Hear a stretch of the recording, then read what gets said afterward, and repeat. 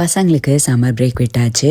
இப்போது அவங்கள நாள் ஃபுல்லாக எங்கேஜாக வச்சுருக்கிறதே ஒரு பெரிய வேலையாக இருக்குது. இதுக்கு நடுவில் என்னோட ஒர்க் அவுட் ரொட்டீனும் பாதிக்காமல் பேலன்ஸ் பண்ணி எடுத்துகிட்டு போகிறது கொஞ்சம் சேலஞ்சிங்காக தான் இருக்குது. இருந்தாலும் ட்ரை பண்ணிகிட்ருக்கேன்.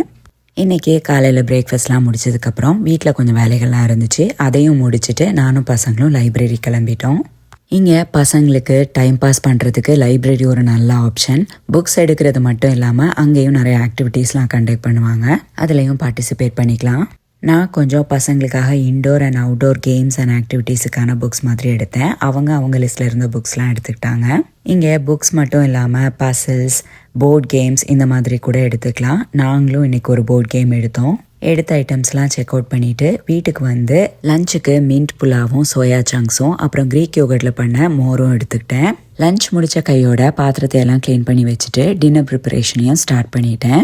ஏன்னா இன்றைக்கி ரவேதிக்கு ஜிம்னாஸ்டிக் கிளாஸ் இருக்குது. கிளாஸ் முடிச்சுட்டு வந்ததுக்கப்புறம் டின்னர் ப்ரிப்பேர் பண்ணணும்னா ரொம்ப லேட் ஆயிரும். அதனால ப்ரிப்பேர் பண்ணி வச்சுட்டே கிளம்பிட்டேன். கிளாஸ் முடிகிறதுக்கு 1.5 மணி நேரம் ஆகும். ஸோ அந்த டைமை வேஸ்ட் பண்ண வேண்டாம் அப்படின்ட்டு என்னோடய ஒர்க் அவுட் செஷனை அப்போ வச்சுப்பேன். ஸோ அஷ்மியும் என் கூட வர்றதுனால அவளும் என் கூட ஒர்க் அவுட் பண்ணுவாள். 3 ஸ்ட்ரெங்தனிங் ஒர்க் அவுட்ஸும் அப்புறம் கொஞ்சம் கார்டியோவும் பண்ணோம். இதெல்லாம் முடிச்சுட்டு வீட்டுக்கு வந்து ப்ரோட்டீன் ஷேக்கும் பன்னீர் புஜ்ஜியும் சாப்பிட்டு டின்னரை முடிச்சிட்டேன்.